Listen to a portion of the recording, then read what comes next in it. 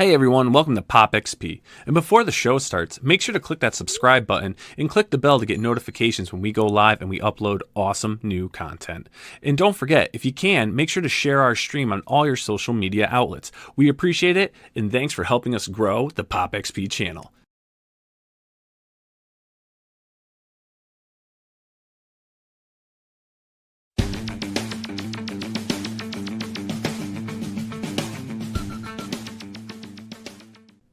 Hey everyone, welcome to Pop XP. And before the show starts, make sure to click that subscribe button and click the bell to get notifications when we go live and we upload awesome new content. And don't forget, if you can, make sure to share our stream on all your social media outlets. We appreciate it, and thanks for helping us grow the Pop XP channel.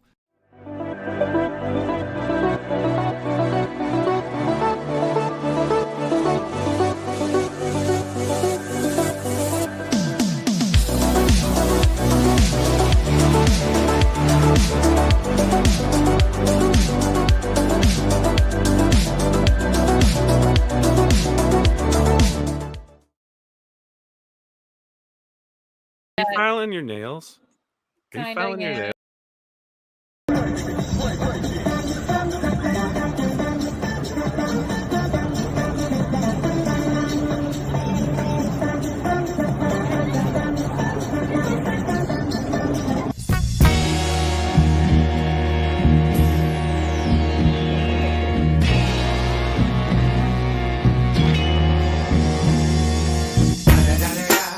It's the motherfucking DRE. Dr. Dre, motherfucker. Hey, what is going on, YouTube? It's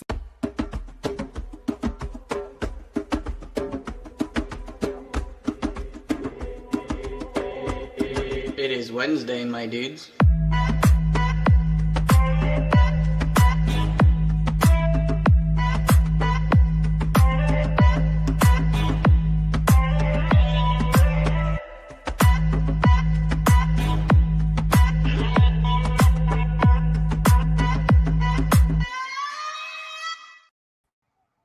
What's up, everybody? Teen Sensation Billy Tucci here. Welcome to the Pop XP. And thank you for joining me on this snowy, frigid Sunday evening. I am sitting here. I'm going to move this. I was going to go earlier, but I was having trouble with this camera. I think there's a problem with the cable or something for me moving it so much. But having fun doing a little draw stream here, and glad my friends have joined me while I do it. I sent an invite via Facebook to JC Vaughn and to Mr. Blevins. So hopefully the good doctor and JC will join me. Let me get into, where's my comments? Let's do this. I got to expand this. Let me expand it. Hang on so I can see you guys, like who's actually here. Get help with your task. Got it. Okay, fine. Where is my... Come on, people, where are you? Got my private chat. What is going on here? There we go. Now I got this. Should work, hopefully, that I'm bigger. Well, I can't see the gosh darn comments. Let's see if I can add the comments to the screen, and I could read it on the screen. Oh, here we go. Okay, there you go. Now I got it. I just had to click off something. So, Marcus, God bless, Marcus. How are you? Oh, there's a trash cast going on? I didn't know. Sorry. I got to draw. I got work to do. We're coming down on we're finishing up our Gatecrasher fulfillment. We have done over 2,200 reward, maybe more actually, maybe 2,400, because we got about 400 left to do. So we're working on that, and part of it is these, I don't know what, 30 or so sketch covers I have left to do. So I've got to do these little sketch covers, and I'll be drawing all week. I had a lot of fun last week. I had a lot to do last week. Got a lot complete. Had we fulfilled last Sunday, a week ago, that John Tancredi and Chris Kwan and Tom Darby joined us, Debbie and I and Mike. And we had a lot of fun. We got a lot done, man. Fulfilled the heck out of this. Another 100 packages, maybe more. And then Mike came in.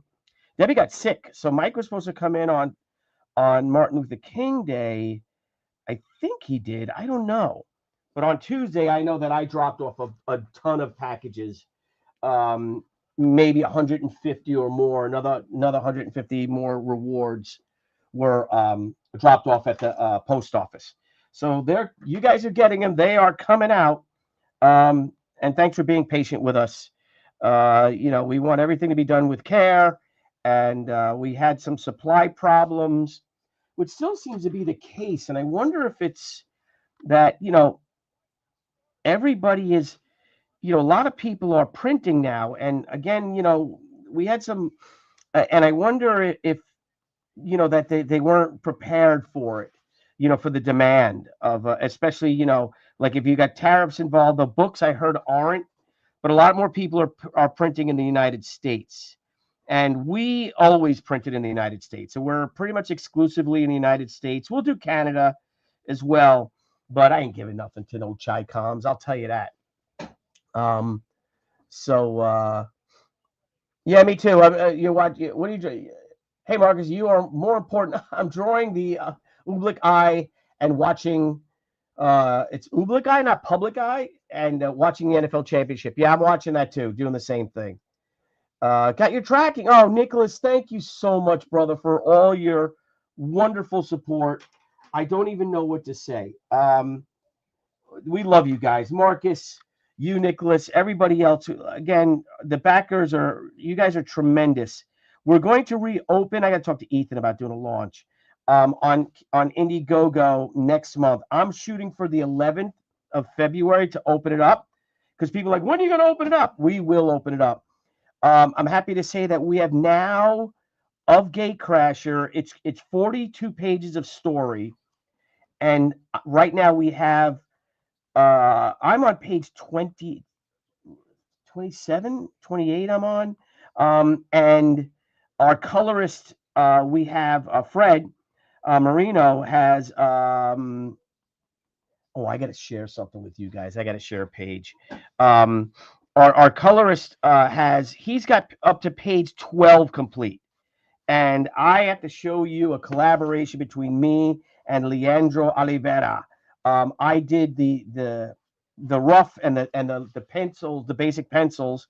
I've been getting into doing what I wanted to do was what Kirby did, and John Buscema and all those great pencilers of the 60s and 70s, and how they worked, and then find basically an inker but a good finisher. And I found an amazing artist, Leandro Oliveira, and he did. I got to show you this page, guys. I think I sent it to myself on Facebook. Let me see. If not, I'll just jump away real quick. Let me see if I mailed it to myself, because I'm on this PC, so it's kind of stinks. Don Simpson, thank you, Don. Where's Billy Tucci? Come on, buddy. Where are I? Did. Let's see. I sent an attachment. Nope. I'm gonna get that to you guys. Let me. I'm gonna send it to myself. So give me 1 second to pop up. Yeah, it's the Public Eye. Yeah, I figured that. Like, Oobleck Eye. Though the Oobleck Eye sounds kind of funny. Again, guys, my camera angle isn't exactly right, so this might look a little weird. But trust me, she's anatomically correct. Her face.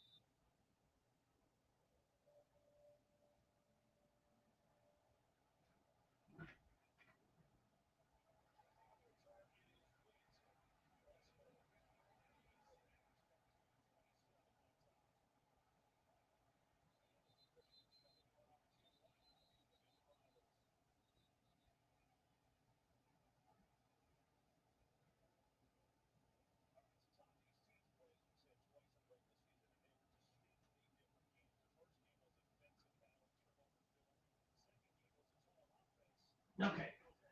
Now I'm coming.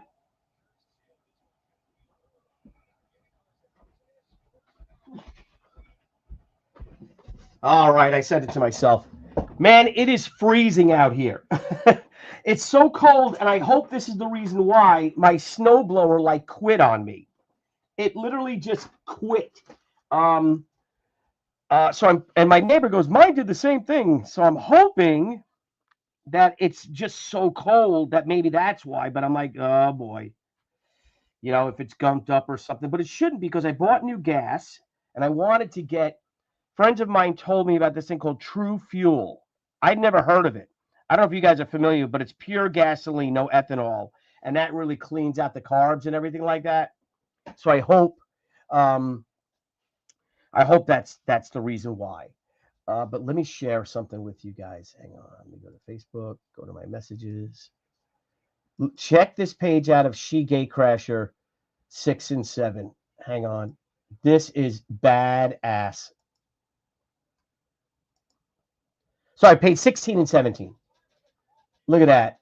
Can you see that? Can you make that out, or is it too light? It looks very light. I should have played with the levels, but holy crap. Look how great that page is. Let me know if it's too light, guys, if you guys can see this or not.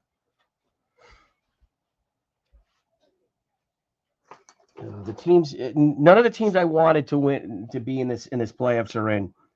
I wanted the Bears. I would have loved to have seen Bears versus the Bills. That's who I was hoping for. But now you got to leave fucking teams, whatever. But here you go. What do you think of that? Leandro Oliveira, the finishes off of my pencils. And it is astonishing, man. It is so good. So there's that. And then for those of you, we're going to open on this Wednesday, I believe. We're going to share. Hang on, let me go to that page. Our San Diego Comic-Con The Cruise Special Edition. Oh, wait a minute. Why isn't it showing up now? Hang on. That's strange. Like, it might take a second. Things are very slow, it seems, with this. Come on. There you go. Boom. So there is our Comic-Con The Cruise double cover.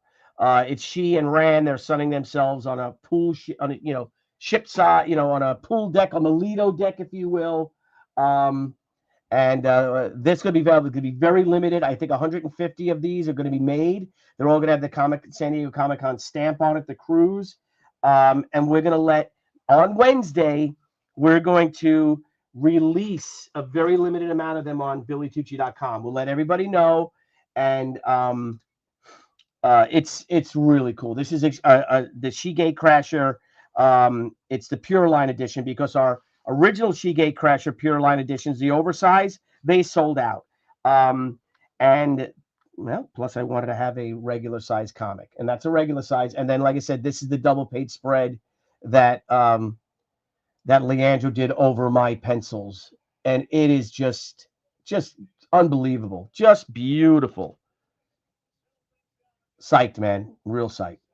So here's one of my sketch covers. We offer these on every campaign. I think I do 30 of them, and they're very limited. So these started going out. The first ones we got, believe it or not, they didn't have a cover logo on it. So it's like you talk about a blank cover. I mean, it is truly a blank cover. So we had to print all those. But fear not, we're going to use those for our San Diego Comic-Con, the cruise editions as well. And I'll be actually, I bought a stamp. So I bought a Tucci Trooper stamp I'm going to put up here, and a Comic-Con, the cruise stamp that we'll put down there. And those are going to be limited too. So if you guys want a Comic-Con, the cruise cover, I will oblige and do that for sure. So I need a purple. Here's a purple. A green.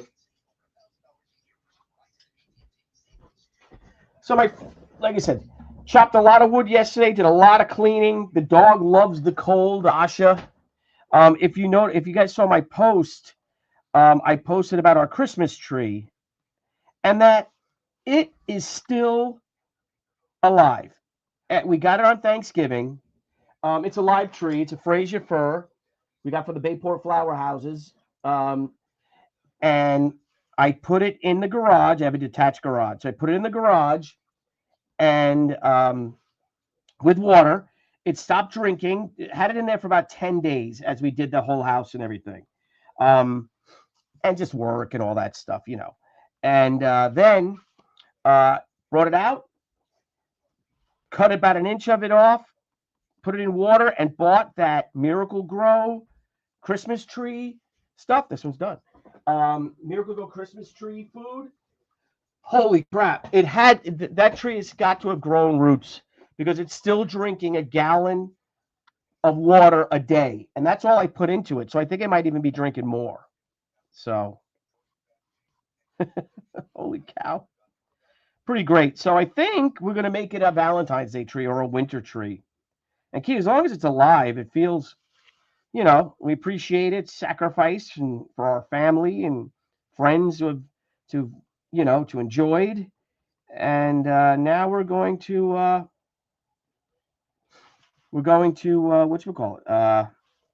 keep it as long as you can. I wonder if it grows roots, if I could plant it. Probably not. But who knows? Shit, imagine that. I don't know how deep the roots of a tree has to be that it'll survive, but that would be pretty wonderful. I'll do a little research on it. So, yes, and Nicholas, thank you for being patient with us about getting your Gatecrasher. We appreciate it. It probably was one of the special editions that we didn't, again, we had supply problems, but everything's coming in. I think there's Jewel Edition books, and there's one other metal cover, and that's all that's missing. So we wanted to get it finished or 95% finished before we relaunch ran Revenge of the Warrior on Indiegogo, and also we're also going to do a Fun by Comic special edition.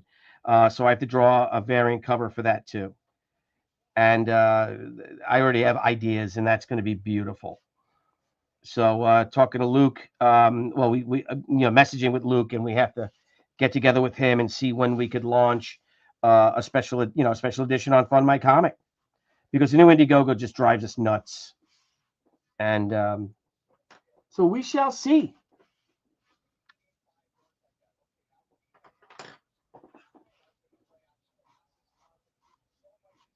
Got to get these done, get back to working on my script. I'm kind of working the script, and I normally do full scripts first. This one I didn't with Ran. It's got a full script, but I'm not going to full. I did a very, very detailed page by page breakdown of what happens in each page. And then when I get to that page is when I actually start to write the full script. So then I'll write maybe they're either in 2 or 4 page scenes each one. So I'll write either 2 or the 4 pages. This next one coming up is another 4 pages. So I'm going to write that, and then I'll get on that page, and then I'll be working my butt off until Thursday, and then Thursday morning we leave to go on the Comic-Con, the cruise. So I don't think I'll be drawing on Kings because I just have too much work to do. I'll be hanging out, but I don't think I'll be drawing.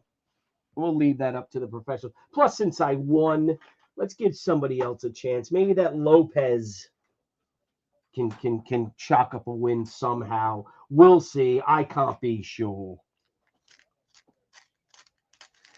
Do you really? And I wanted to ask you guys that. Thank you so much. Real quick. Thank you. I love the live. Do you really? If you guys like the live drawing streams, I will stream all week when I'm doing these covers, because I have to do a bunch of these covers, and then we could talk and hang out.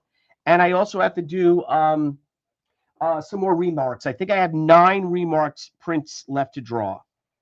So I'm going to do those. Maybe in the morning I'll start with it. That's a good way to warm up, actually. So maybe I'll do some of these sketches tomorrow in the morning. I'm going to do an early stream for the most part. And then I got to go and hopefully restart my snowblower, and that'll work because I'm supposed to put it in my truck and bring it to my mother-in-law's and do her driveway with my son William, who's not going to work tomorrow. Marcus, Will.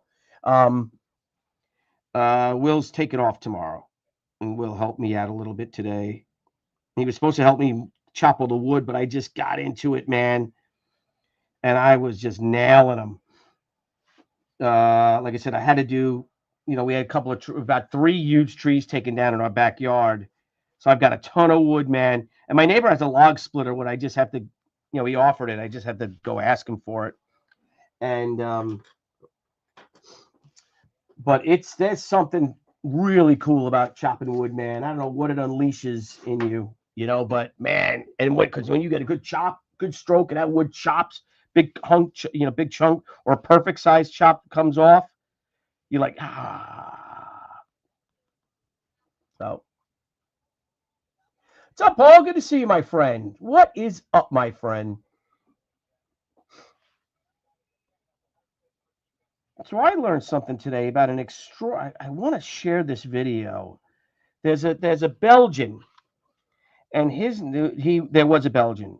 His name was Jean Longchamp. Longchamps, Longchamp, and he was a soldier. He was in the Belgian army when war was called. He was a cavalry officer. I think he's part of royalty. I think. But Longchamps is a famous name. I think it's actually from the Normandy area. They were Normans, and it means long, long, and Champs is like a field. So long field is basically his name. And anywho, so he ends up, fighting for the Belgians.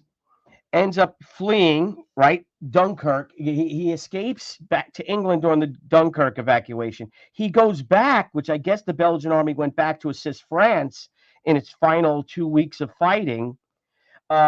He ends up escaping then when France surrenders. Ends up getting caught by the Vichy French, which is down south. Ends up in a prisoner of war camp. Escapes from that. Makes his way to Spain, Franco's Spain, and escapes back to England via Spain, right? And joins the RAF. He's probably 29 years old, but he lies and says he's under 28. So he takes flying training and he becomes a fighter pilot and is in Hawker Typhoons, which is a fighter bomber type plane, big, heavy British fighter plane. And he's now, goes on a mission to blow up railroad crossing in Belgium. Now, this guy, he gets word that his father, who was very wealthy, stayed in Belgium and actually used his wealth and connections to help feed the help the resistance. He was a resistance fighter. And he gets word that he was tortured and killed. So now this guy, aside from the Germans, the Nazis in his country, now he hears that they've done this to his father. So now he ends up going so he goes on this mission. They bomb this railroad. Him and his wingman drop 4 1,000-pound bombs, destroy this railroad in junction, right, crossroads or whatever. And he ends up telling his wingman to go back to go back. And because he's the senior pilot, he's in charge, the wingman protests. I believe his wingman was also a Belgian. He goes, I want to go with you. He says, no, return to base. So this wingman returns to base, reluctantly turns his Typhoon around and returns to base in England. Then this guy ends up going to Brussels, flies to Brussels at like treetop level, right? Very low to avoid any kind of radar. And he's screaming towards Brussels. He ends up getting into downtown Brussels undetected and is flying, building top height, right? And comes and finds, and he knows where it is, where the Gestapo headquarters is in this building that still stands. And he ends up doing a flyby on it, right? And he flies right by the windows, and all the SS, they come out they're looking at him. And he ends up, they're like, what is this guy doing by the window? He ends up taking off, coming around and then comes straight down the avenue towards the Gestapo headquarters and opens up with his 4 Hispano 20mm cannon and just starts raking and shooting the shit out of with 20mm shells. If anyone's ever saw a 20mm shell, it's like the size of a baby's arm. And he just starts raking, ends up killing at least 4 Gestapo men, and literally like destroys the building for the most part, and puts all Gestapo operations. They halts them for 6 weeks because they have to repair the building. And you're just like, what balls, man? How great is that? And then flies home. So he ends up getting home, and he ends up getting demoted and chewed out by his British flight commander, probably his flight leader. And but word gets out. Oh, so no, listen to this. So then what he does, he ends up, after he blows up, after he destroys the building, the Gestapo headquarters building, he ends up flying straight down the street, right down downtown Brussels on the main avenue, throwing out. He opens his canopy in his Typhoon, and has hundreds of little Belgian flags, and he starts releasing them out onto the city streets, and the people all come out cheering and all. But he's not done yet.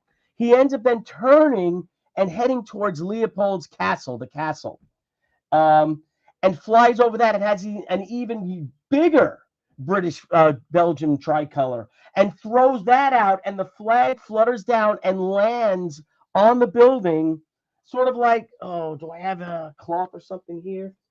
Let me see what I have. What do I have? Come on. No, this is a napkin. You know what? Is this it? It's a napkin. What's this? Okay, here's a, yeah. There we go.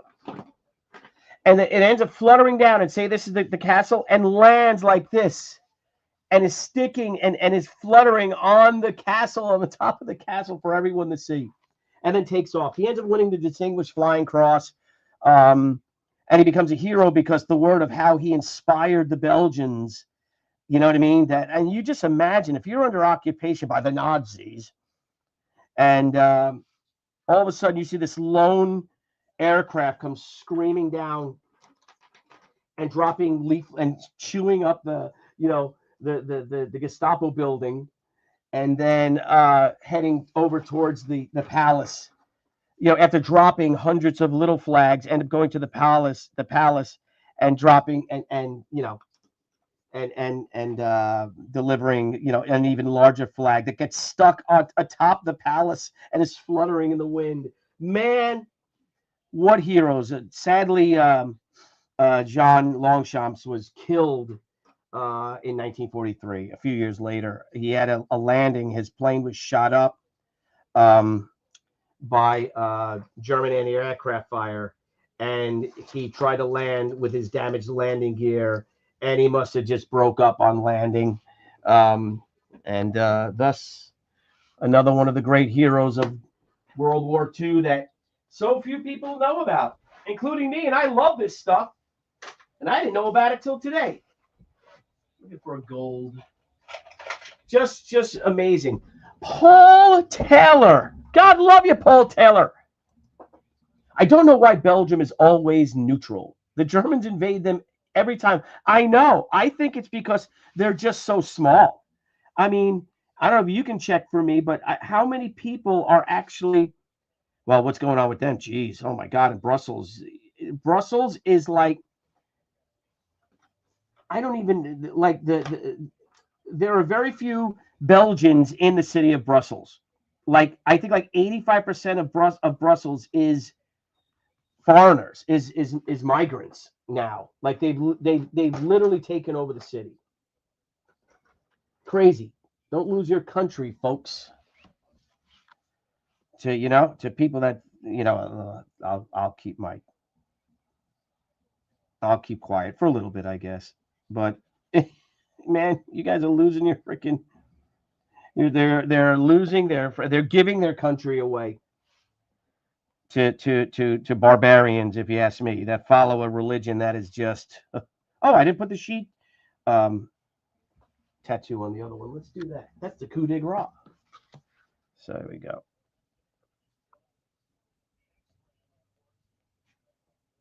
Huzzah! There's one. Here's two. Let's sign it. Sign it in red, maybe. 26. This is my chop. There you go. All done. Where's what? I need a darker blue for this area here.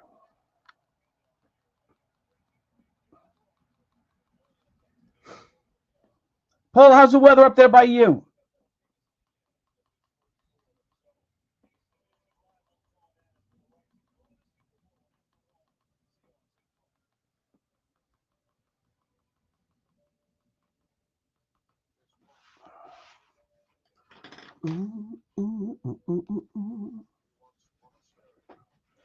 There you go.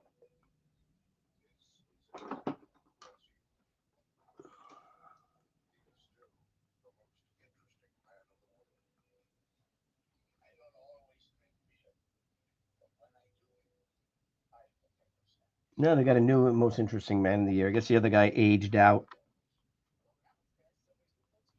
Stay frosty, my friends. There you go.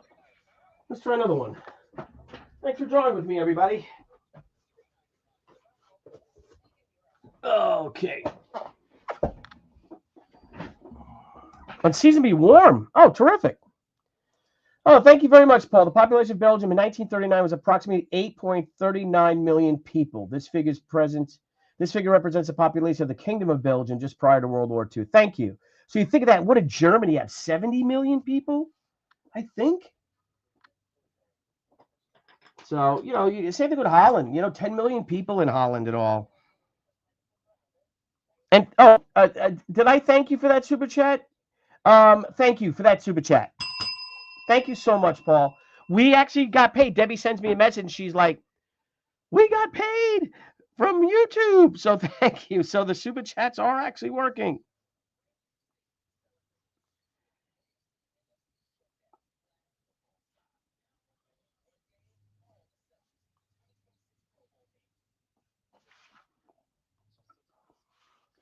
Today is I have to have some scotch tonight.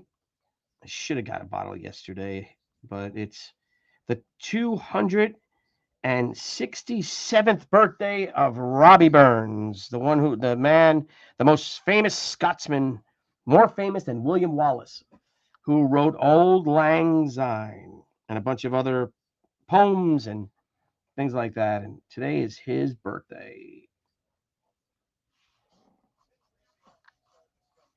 Maybe I should come downstairs when I'm done drawing this with a kilt. See what Debbie says.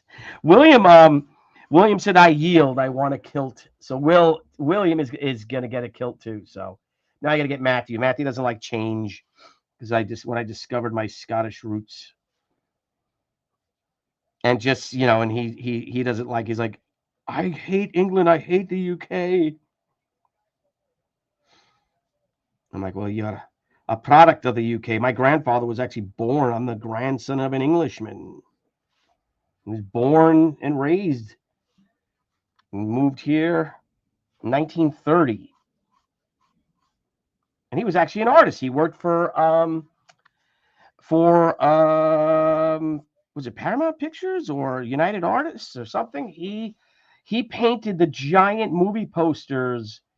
He was an artist, so as I said, he was a painter for the movies that would go on buildings in New York City. Pretty crazy, huh?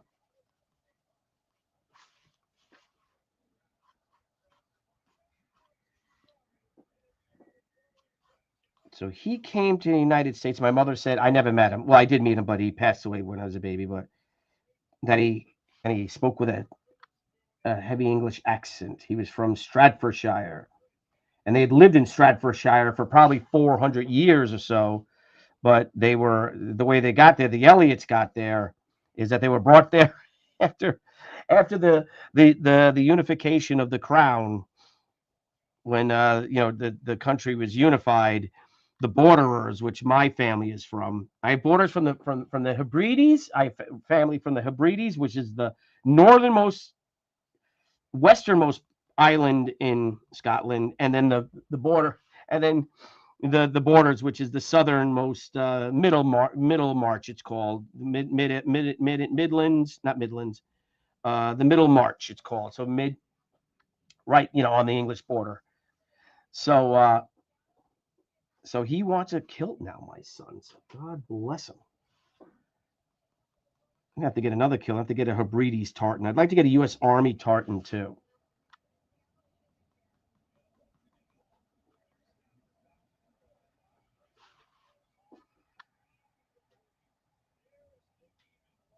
I think it sucks. That New England, that the Bills. I feel, and I'm not a Bills fan. I'm going to put that out there right now. But I was rooting for them. When we were fulfilling last Sunday, my buddies got there early, but Debbie was still not last Sunday, Sunday before. And Debbie was in Pennsylvania. We have a family farm out there. So Deb went to do some farm business and stuff, but she was stuck in traffic, and she completely forgot that my friends were coming to help us. That's the truth of it all. So we're waiting for Deb. I'm like, well, let's go and let's go have some lunch. Let's go to, I know a great wings place. So we go to Momo's, which is awesome. Richie's place is great. In town here, and they're showing the Bills game, and there are about 150 Bills fans with their babies. The Bills Nation literally took over the bar. And I remember I was talking to some guy, and I'm like, I didn't even realize living on Long Island or even in the city, that there was any Bills fans down here. I figured there were a few, but not like this. And the one guy goes, yeah, well, why not? It is the only real New York football team. And I'm like, you're right. Oh, we have a guest. Oh, ladies and gentlemen, Jeffrey Curtis Vaughn is here, or as people might say, Quandro Cicale. Hello, Old Bean. Hello, Old Bean. How did the snow removal go? Well, it took me quite a bit to get the snowblower going, but once it did, it was lickety split. Excellent. Basically what I was doing is clearing out where the plow had plowed us and my neighbor in, and the way they do. Yeah. I hope I'm going to go bigger on mine if you don't mind. Oh, absolutely, absolutely. Not completely. Let's not do that. Hang on. Is it this one? There you go. Yes. It is. This is about you drawing. This is not about my pontificating. Yeah. Well, like I said, my snowblower was going for about an hour. And then it just like I was telling you, it just kind of stopped. It just froze up on me. I hope that's why. Or ran out of gas. It did not run out of gas. I was praying it ran out of gas, but it had full gas. And I did use it once before. Yeah. Right? When we had the snow the last time. So it can't be that something got into it. I'm hoping it's the gas. And as I said, my friend said, my neighbor said that his froze up too, or his stopped working too. You want one of my favorite dad jokes? Yes, I love winter that. Appropriate. Yes. Guy goes to his doctor, says, Doc, every time I drink hot chocolate, I get a stabbing pain in my eye. And the doctor says, have you tried taking the spoon out? And being diabetic, one of the things that I love about doing a little bit of heavy lifting, pushing the snowblower, that kind of stuff like that, taking stuff out, is I can come in and have hot chocolate. Oh, yeah. And now I use a no sugar added hot chocolate, but it's not sugar free. But it's, sometimes when you don't get to have a lot of something, it's really sweet when you do. Yeah. What brand? That's a good question. Yeah. Old Bean, I am going to leave this stream right now, and because I have to, I want to show you pages 16 and 17 because you said you haven't seen it yet, right? Let me wait. But I have to play because I want to. Is 16 and 17 the spread? Yes. Oh, yeah, I have seen that. Oh, isn't it? So let's share with the audience here. Yeah, please. There you go. Can you see that? Is that too light? You know what? What can it's It's because I got a small screen, so I don't know if it's big enough for everybody else, but it's glorious.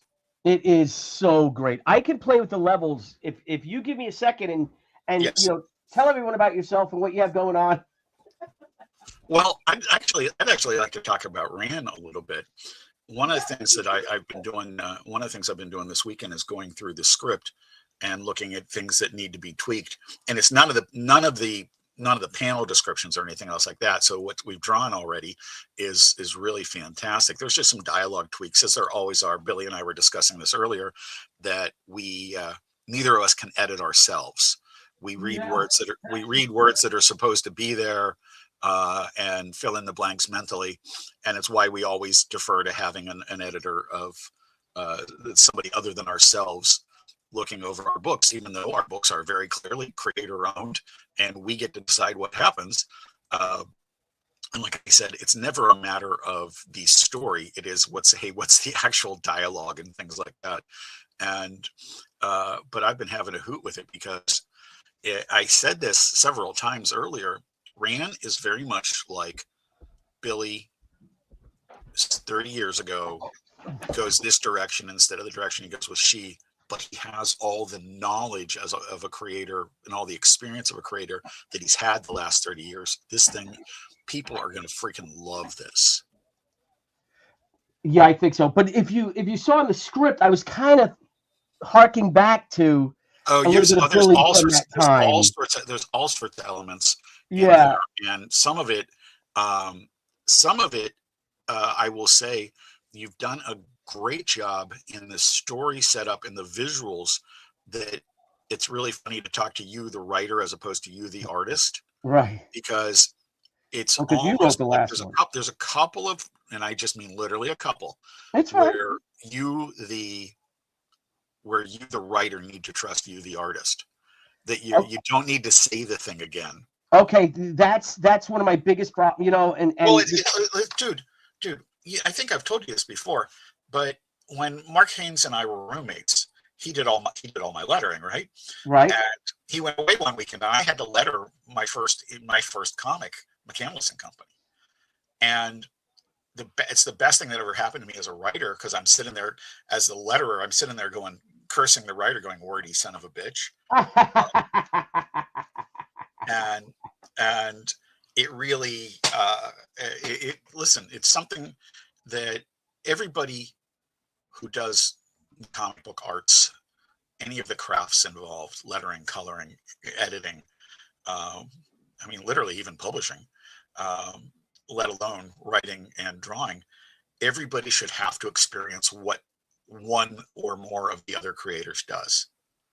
It will change your perspective on everything. And it makes you a little less egocentric. Yeah. And it is good. Like for instance, we know Mindy, because she's the letterer, is always the one who gets squeezed time-wise.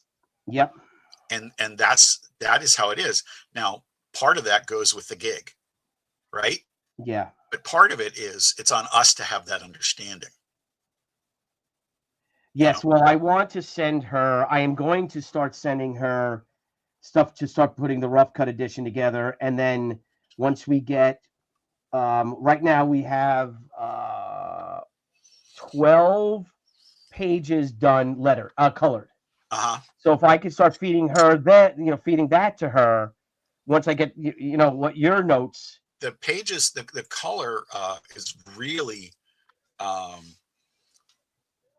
Really, like, you see parts of it in Gatecrasher, but it's got its own unique ambiance, man. It's got a really great feel to it so far. Oh yeah, 100%. And I did that because I sent him a bunch of reference from like a lot of Top Cow stuff. That I wanted that. There's one thing that we've talked about, and he's cool with it. He just goes a little dark with the hair, and I just, knowing our printers here, that it'll print a little dark. So I sent him the page 2 and 3. I'm sorry, the big double page, the big splash page from Gatecrasher of Ran, turning around. Yeah. To use that because Fred's coloring it. Brian is not. Hi-Fi is not coloring this. It's yeah. Fred's doing a great job, man. Oh gosh, yeah, he is. And I think you know, I mean, obviously, I'd put Brian's coloring up against anybody's. Oh yeah. I mean, when I've had him do stuff that I wrote with Gatecrasher or the stuff I hired him to do for Overstreet and that kind of stuff like that, and I had him do the teaser sequence in Captain Action versus Al Capone Vampire. And, you know, he freaking nailed it, right? Yeah. But there's no question that when you pick somebody different of a, let's say, commensurate talent level, that you, no matter what, you're going to get something different. Yep. And I think given that this is Ran and not she, that ended up being a really good decision. Yeah, that was the main, that was my motivation for it, which I hoped would work. And he's just doing an amazing job. He truly is. And I just thought, I'm like, I need it faster. Yeah. I'm like, you know, I want it with this whole year, Jeff, with all the things that we have planned. Wait. You have things planned? Oh gosh. Oh yeah. Oh yeah. I don't know if you're familiar with Mr. Donald Simpson. Of course I am. Of Pittsburgh Penn area. Yes. I don't know if he's a Johnstown guy or what, but he just sent me the files to our Pit Stop Spirit of Independence tour art with She, Cerebus, and Megaton Man. And wow. I'm going to include that in the extras of our next omnibus, the crossovers. That's phenomenal. And so he's got. I have to get. And Gary Groth is on the email. I have to get. I'd like to get Gerhard's permission to use it as well. So Don's going to look for Gerhard's. He got it from him, and he said Gerhard's really cool. You know, if you look, it's just a courtesy, you know. If you look at Overstreet's fan number 7, we did a jam cover that was that Gerhard did the layouts for. Oh. And it was like Milk and Cheese, Kachu, maybe Francine's on there too. Tug and Buster from Mark Hempel, just all sorts of indie comic stuff. What issue was she? Is it on the cover? The variant cover. 21. Okay.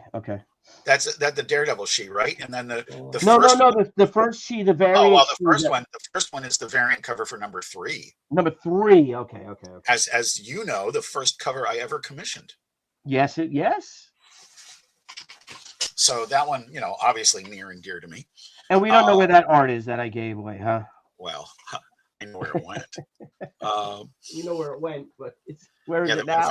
Matter of fact, we have an adjective to go with that we won't repeat. 100%. But glitch. By the way, I know I came in late, but you saw that there was a super chat, right? Yes, I did, from Paul Taylor. I'm getting back to Paul Taylor because I know you're a Welshman. Yes, I am. And Paul, I think Paul is because Scott's in English, right? Yes, and Taylor's definitely an Englishman's name. But how long was John Taylor president of the United States? Because him and William Henry Harrison are the only presidents that there's some kind of act that people are talking will Trump enact it, and those are the only 2 presidents that didn't use this. What the hell was it? It's something about it's not the Insurrection Act. It's something like that. And Taylor, Zachary Taylor, right? Zachary Taylor and William Henry Harrison are the only 2 presidents that did not, at one point in their administration, use it. Biden did, Obama did, Bush did. I guess Trump did his last. I don't know if Trump. Taylor. Not Tyler. Sorry, yes, Tyler. Yes, Tyler. No, Taylor, not Tyler. Number what? 12? Say again. I think Taylor was number 12. The president. Well, you got Quincy Adams, right? Was 5. Let's pull this up. Yeah, let's pull this up. All right, we've got obviously Washington, Adams, Jefferson, Madison. Then Monroe, John Quincy Adams, Andrew Jackson, Martin Van Buren, William Henry Harrison, John Tyler, James K. Polk, Zachary Taylor. Now, what year is Taylor president? 1784 to 1850. When was he president? Did they show the dates? Yeah, hang on a second. Let me scroll back to him. He was president. Wow, he was a young man when he died. He was... No, he was not a young man. Did you say 1784 to 1850? So that would make him 64 years old. Yeah. Yeah, not for his era. No, that would make him 64, right? I was told there'd be no math. The weirdest thing, if you go back, he was president 1849 to 1850. Yeah, so he didn't have a long term at all. Okay, now it's interesting if you go back to Tyler. This is a really weird one. I think it's his grandson that just died like 2 years ago. Really? Yeah, it's something really weird like that. Tippecanoe and Tyler too. Yeah. And poor old Tippecanoe lasted a good 30 days or so, 40 days. Yeah. And,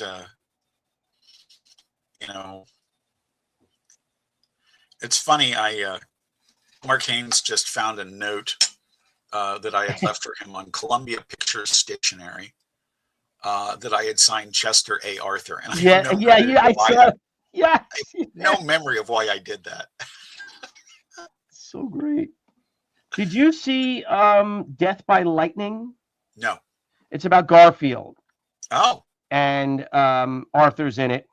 Chester Arthur is played by the actor, I forget his name, who played in Parks and Recreation. He played Ron Swanson. Oh. Really good. Every time I'm scrolling through presidents and I see TR, I remember that my grandfather, my dad's dad, voted Bull Moose. Crazy. Yeah. So there's that's a nice one, Billy. Yeah, this one's coming out nice. The angle's off, but trust me, she looks really nice. She looks really pretty. That's a nice face. Yep. So then I'll go with the black. This is just the underdrawing, and then I'll go with the black and get it done. But yeah, so you're now. What are you, Old Bean? What nationality are you? Isn't that funny? So up here in New York, in Long Island, when you met somebody, right? You asked like, what's your nationality? Even though we're all Americans, but we may not heritage. Would you say nationality or ethnicity? Because it asked me my nationality. Yeah, it should be ethnicity or heritage, but we would say nationality. If you ask me my nationality, I'm American. Right. That darn tootin' you are.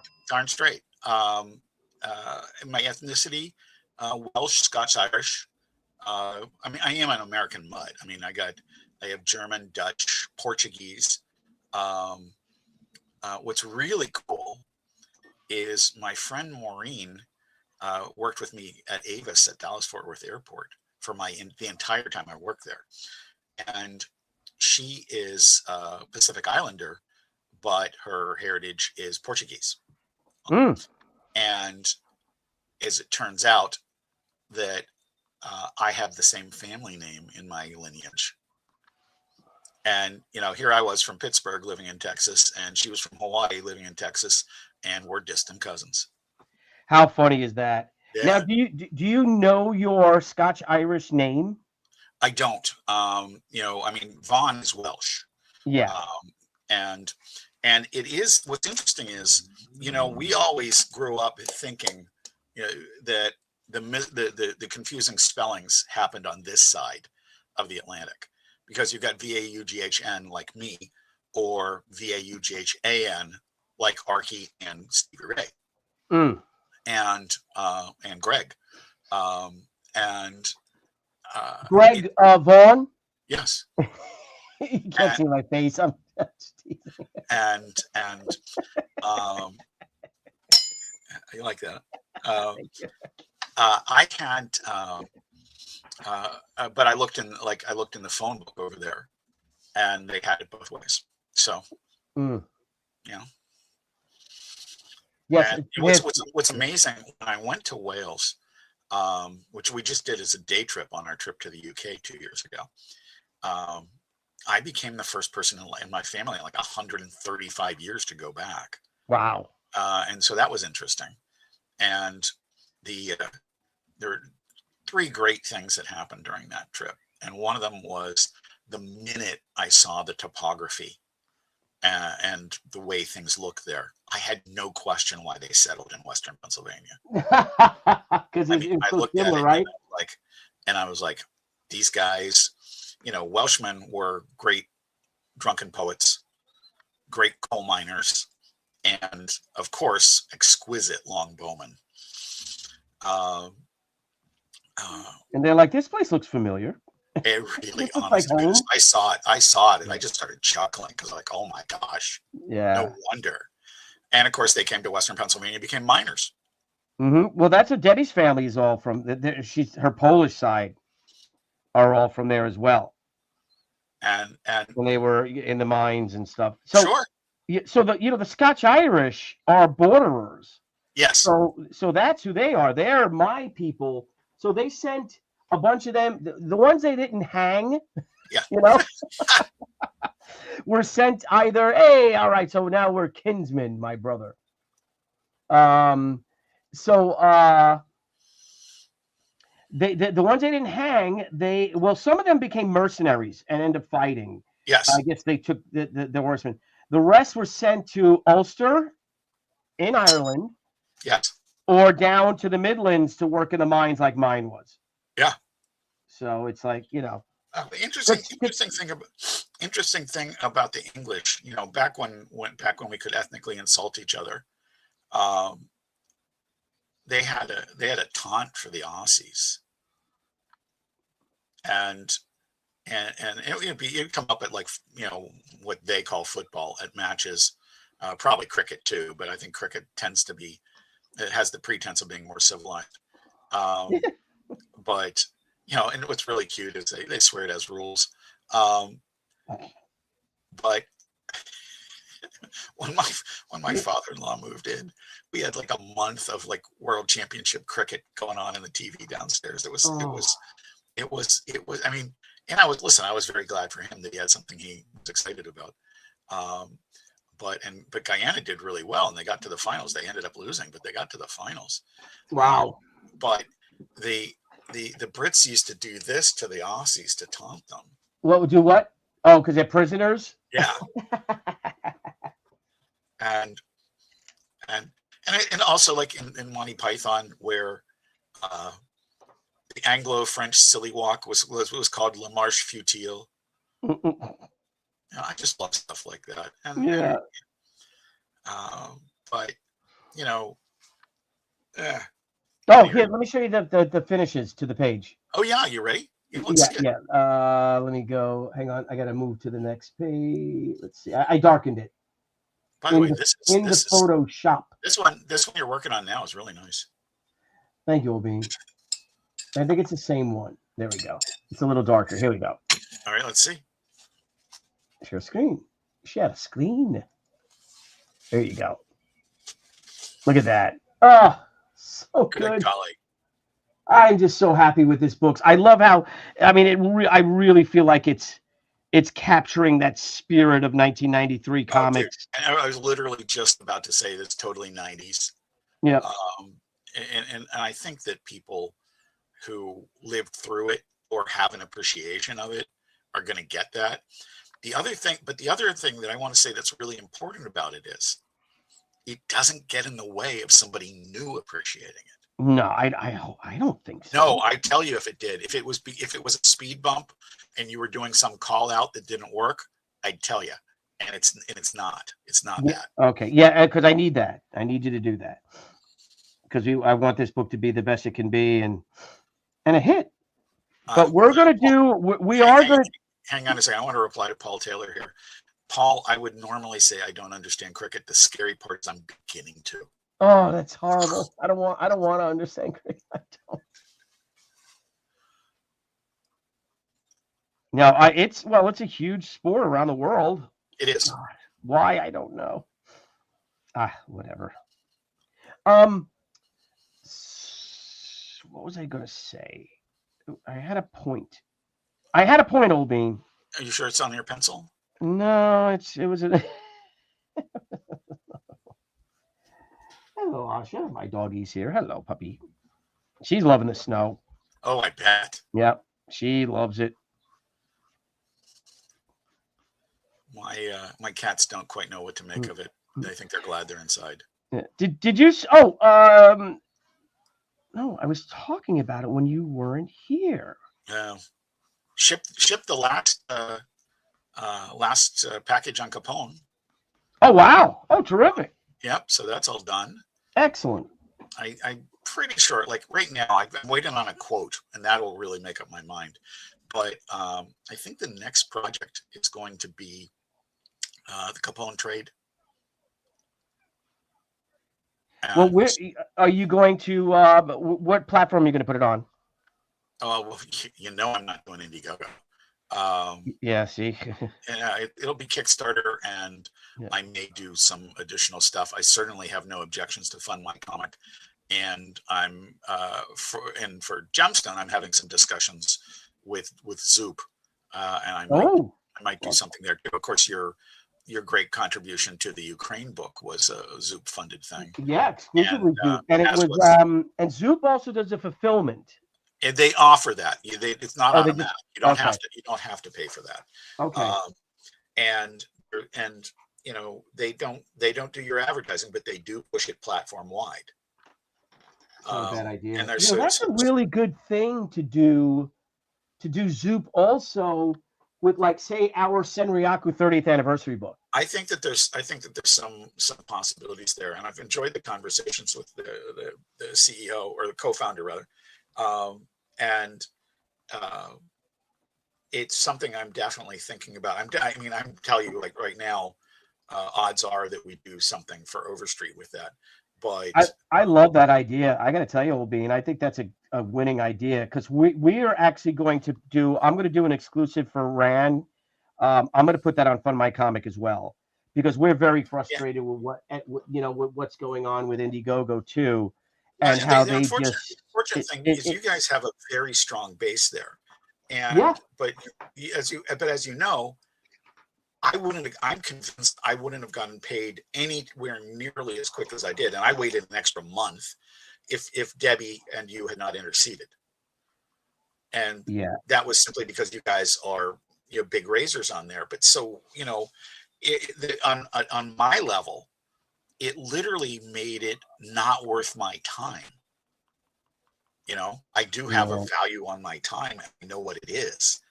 And it literally took me a month to get such a measly payout. And I have decided that we need legislation that allows us to tase the next IT person who says it will be a seamless transition. For sure. Now, I would settle for as seamless as we can make it. That would be honest. Yeah. It's just so frustrating. And so we are going to open up. We're going to do a relaunch with Ethan next month. I'm looking at the 11th on Wednesday. I got to check with him, obviously, if I could do it on his show, make a party of it. For on Indiegogo, because we wanted to get 90, completely funded or 95% funded. Same thing with Kickstarter, that we'll start promoting it again and start getting really into the whole to push it again. We've been quiet on it because I just want to finish the fulfillment, especially with all the problems we had. But we're getting there. And the great thing is, having been up to sign more last week and get to see the metal editions of Gatecrasher and all that stuff. Yeah, they look great. Holy crap, man! I know. I thought Rob's cover was cool in yellow. The red on the metal, whatever reason, just is so cool. Oh, and yeah. All the other ones, I don't mean to denigrate them. They look great too, but I sort of expected that. but I don't. I guess I wasn't prepared for what a difference the red made. Oh no, it looks fantastic. So that's I just have to do, I think, 30 of these, which I've done 4 of them now, and 10 more of the remark prints, and then I'm done on my end of it. Okay. So if we can get all, our goal is to get all of that done before we launch, and I think she's just waiting on jewel editions. Yeah, because the woman who does them all by hand. Did you? I'm sorry. Did you sign all those books I signed on Friday? I did not. I was drawing. Like I remember, it'll take you like 12 minutes. Yeah. Did I text you of all I got accomplished this week? Yes, you did. 4 pages, a comic convention, fulfillment, going to the post office twice to drop off. Yeah. A bunch of remarks I did. So, pretty cool. I'm pretty happy. I think that, listen, we've had great reactions to this campaign, and everybody should have the problem that the campaign was so successful that they're shipping a little slow. Yeah. I mean, it's really that simple. This was a great thing. I continue to get reactions to the thing, and a friend of mine saw the big, I don't know, what do you guys call the big one, the pure line one this time? The parts giant size, because it's not giant size. I hate that term. It's a super treasury size. You call it super treasury size. Yes, I do. Speaking as the Overstreet. Well, if we put them all together, it will be. It can't be a treasury edition. You find a printer to do it. They're parts 1 and 2. You find a printer to do it. Yeah, but we can't. We're not doing that anymore. There's a few left, just because the printer who did do it, he doubled his price for the second one. In between the first and second one. Because he switched over to making cardboard boxes or something. And they don't want the business. That's clear. He doesn't want it. I guess it's too much of a pain in the ass. Well, that happened to a lot of us during COVID, where paper suppliers everybody was shopping at home. Yeah. And so that happened to a lot of us. Did you ever see the piece that Ben Edlund did about how to draw the tick? No. And it was, draw a circle, bisect it with a line. Now draw the tick holding that. Yeah, I think I did see that. Yeah, I think now draw I saw that, like, draw a circle, now draw the tick or something like that. Yeah. Every time I see anybody draw like a circle for the head, like they're about to position the piece, that's what I think of. Oh, that's great. So, yeah, that'll be included as well with the she and the tick. Will be in our omnibus too that I did for the Baltimore Comic-Con. And your cover too. The cover you did for me for Overstreet is like one of my favorites of all time. Oh, I know. Well, thank you, Olbein. I appreciate that. I really do. The homage to Rockwell and the tick and comics. Oh yeah, that's right. Yeah, that's right. It was a really great, nice production. I think Mark Huseman was the one who dropped in all the comics. Yep. And it was the big edition. The big edition. It was Willie Gillis returns home. Willie Gillis goes to college. Norman Rockwell, 1946 or 47 cover. It's just a great piece. Yeah. And today, aside from Robbie Burns, isn't today Gary Cohn's birthday? Today is Gary Cohn's birthday.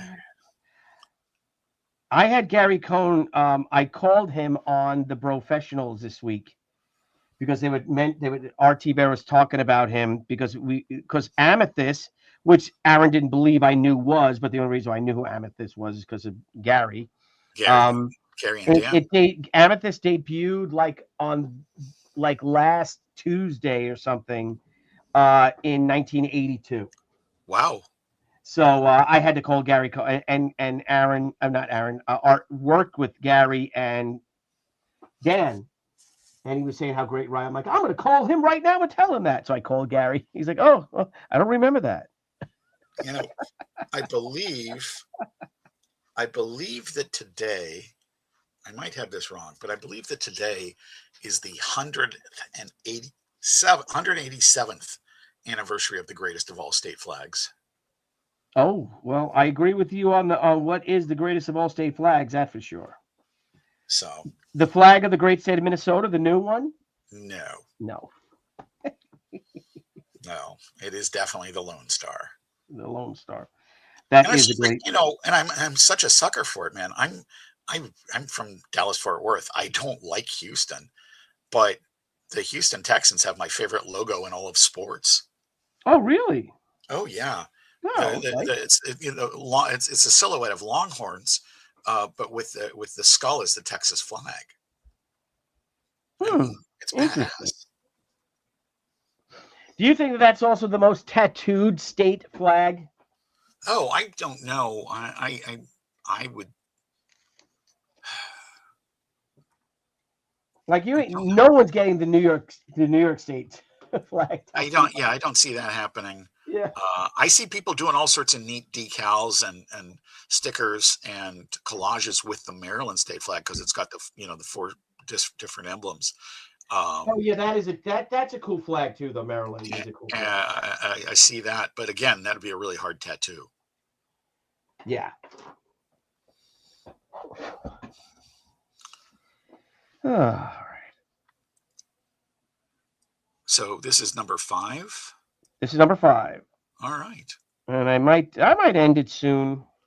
Yeah, I'm just fine. tired, old bean. Well, you did some manly work this weekend. Yep, I did. And I split wood. Yep.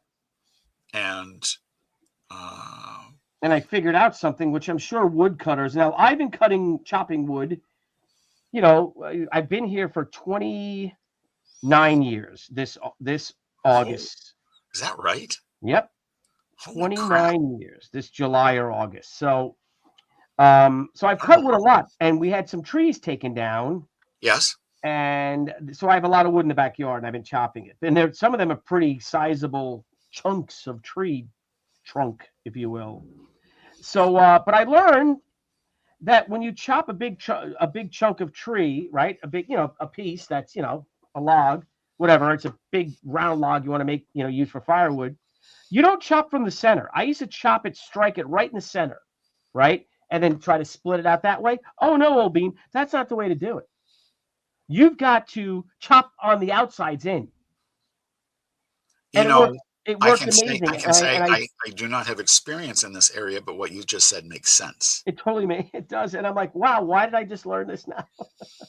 Because that's just how it goes. Yep, it's how it goes. So I have to show William that.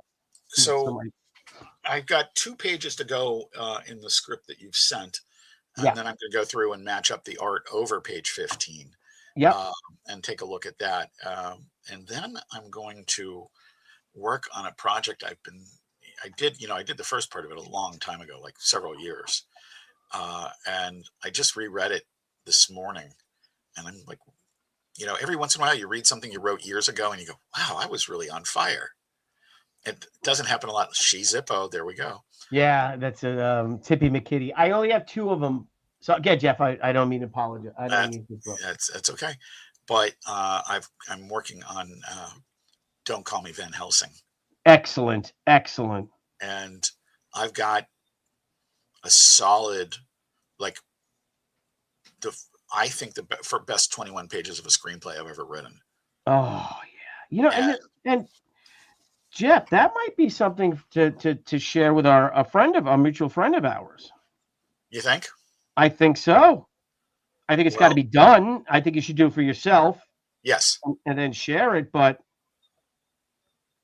it's not a big budget, right? Well, the great thing about it is it's totally scalable. If you get, I don't know that anybody is a bankable star right now except Tom Cruise.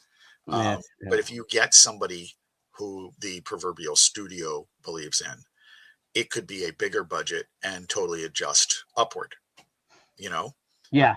And to me, that's the whole thing that I try and do is be scalable because I've got as grand an imagination as anybody. I also want to get something made. Yes. Like if you told me for Capone that I could get Paul Giamatti, like, yes, please.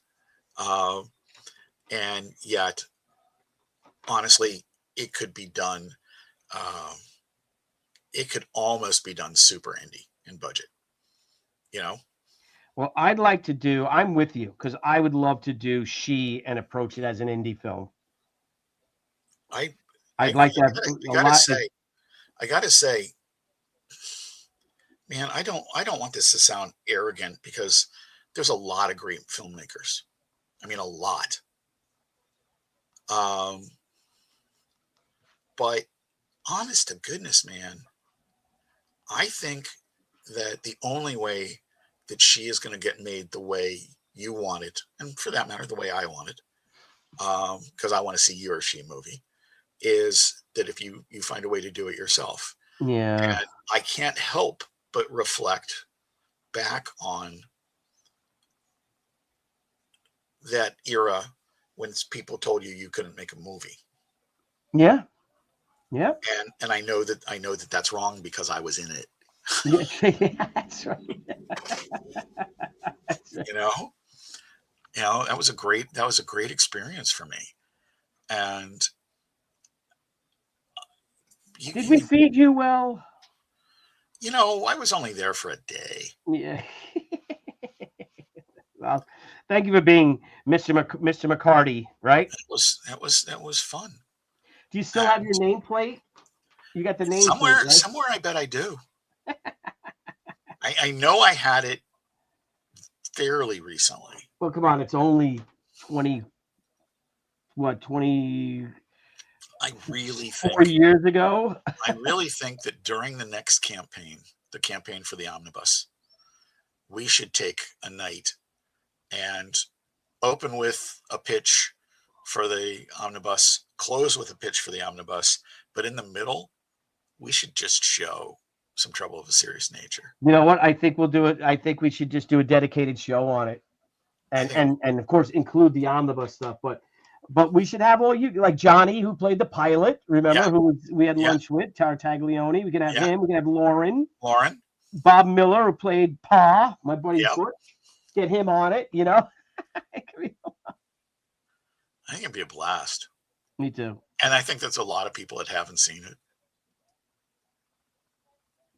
Well, yeah, a lot of people definitely didn't see it. So for the Young Initiative, I made a film in 2002 called Some Trouble of a Serious Nature, which featured a F4U Corsair plane. It's based off of a very famous letter written by a former Corsair pilot who was working for Transport Corsair, to Transport Corsair, that he claimed he was a hippie who had not a hippie, a redneck who had from Hockey Jack, Arkansas, who had purchased an F4U Corsair from a pilot who was ferrying it on the last day of the war, and they thought it was real. and the misadventures that happens to this poor plane, and with the hillbillies, not rednecks, hillbillies, with the hillbillies who were determined to fly it. I think we said, Jeff. It was such a hoot, and one of the things I loved was everybody told Billy he was nuts, he couldn't do this, and he just went and did it, and he got some real professionals to work on it, and the finished product was just delightful, and I have that link. If I go to Internet Movie Database, we got great reviews, and then there's like 3 people who gave it a 1 star. It's like, who are these 3 people? Hang on, William. Let me see here. Here it is. Where's my movie? There it is. Some Trouble of a Serious Nature. One IMDb credit. Yeah, it's 8.2. There it is. Let's see if I can share it. And we got all these great reviews and actual, thought-provoking, reviews. Here's the deal. Is it sharing, Obing? Here's the deal. Yes, it is. Okay. Haters gonna hate. There you go. So here's let's see if you can see the. Nope, I gotta create the account. I wanted to. There you go. So there's the poster. It's small. I'll have to create an account on IMDb. I never have. No. It's I guess to add a photo. I clicked that on accident. But just to get his R3, we had a lot of photos. There's our movie poster with Brian Finney, his brother Andrew Finney, Lauren, my sister-in-law, and Joe Tovel's Corsair. You know what's I always think what's great about that is you have Lauren trying to look seductive, and she's got like 103 fever. Oh, that's right. Yeah, that's right. She was sick. Yep.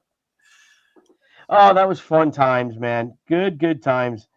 Guys from the Bayport Aerodrome helped me out, and Joe Tovel flew his Corsair up here. You know, it's just we used out at the American Air Power Museum. Yep. And then they helped us out with that, using it where your big scene was. Yeah, my big scene.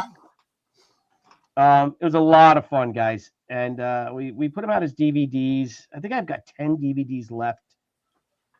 That's it. But I have the actual files. I have the actual hard drive of it. I just have to I'll bring it to Pedro, the guy from did you ever contact him? No, he's the guy that does your PC stuff, right? Yeah. I definitely need to take that hard drive up there and see if he can recover anything. Yeah, and that's what I'd like to do too, is actually because it's on a hard drive, and because Niall tried to do it, and it was he couldn't recognize it.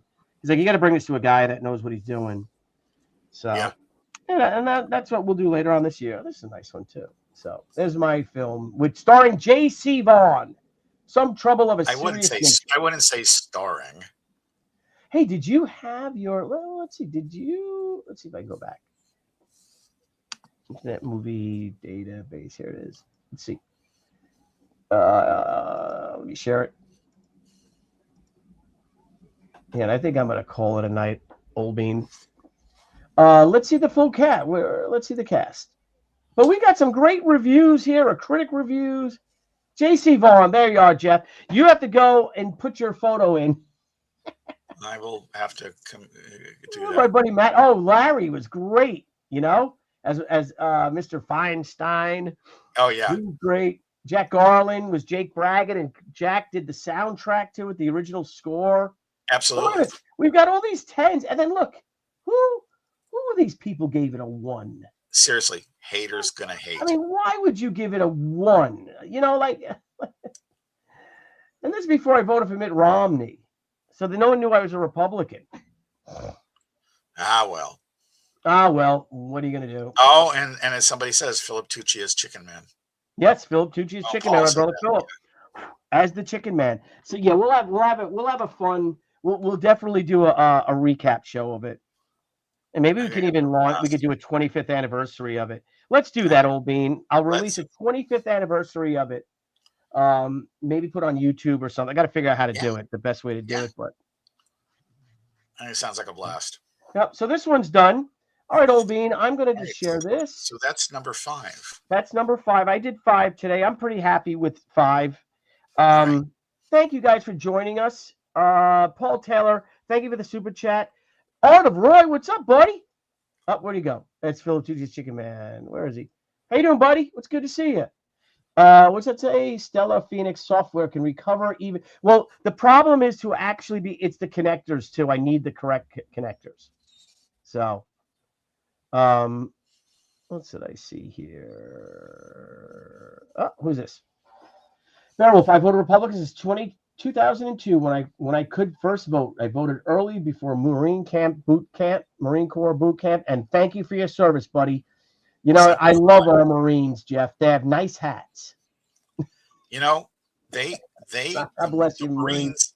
The Marines violate the rule that the bad guys always have the best uniforms. That's true. That is true. They got great uniforms. Marine dress blues are just badass. Yeah, I thought about joining the Marines. I really did, but I wanted that beret when a beret meant something in the Army, and I wanted them jump boots to wear. And I ain't gonna be the. If I wouldn't have ended up on a desk with my vision, I would have gone. Well, it's not it's the landing. It's the jumping out part isn't really. That's not the hard part. The landing is what's tough. True. That's true. I wouldn't land on the desk. I'd start there. Yeah. All right, Old Bean. Good to see you, my friend. I will be streaming some more. I know you got a busy week, but if you want to chat with me, maybe we'll do a lunchtime stream or something, or a morning stream. Absolutely fine. We can do that, and we'll talk in the morning too on the script. Yes, sir. Thank you, Obin. All right, everybody. Let me go even with us. Guys. Thank you guys for joining us. You guys are wonderful. My grandfather fought at Bellow Wood. Wow. Holy crap. That's badass, bootlegger. That is badass. So, all right. Oh, I gotta reply to you, buddy, Beowulf, about the message you sent me. What do you say? I went by your booth at HeroesCon last year, but you were gone both times. I will be there the whole time. If I step away, I step away to get some lunch or to walk outside or something like that. Or I showed up. What? You stepped away because I showed up. Yes, I did. At HeroesCon? No, I'm just kidding. Yeah. So, all right, guys. Thank you, everyone, for joining us. You guys are wonderful. That's amazing about your grandfather. Man, what a hero he is. And I'm going to say goodbye, Jeff. I'm going to. The one thing I want to say is to everybody in the affected areas: stay warm, stay frosty. Well, you are staying frosty, so stay warm, as Jeff said. Bye, everybody. Obin, I'm just going to hang up. Once we go, I'm going to go. So I'll talk to you in the morning. All right. Bye. Bye. Hey everyone, thank you for joining us on Pop XP. If you haven't already, make sure to click that subscribe button and also click the bell for notifications when we go live and we upload some awesome new content.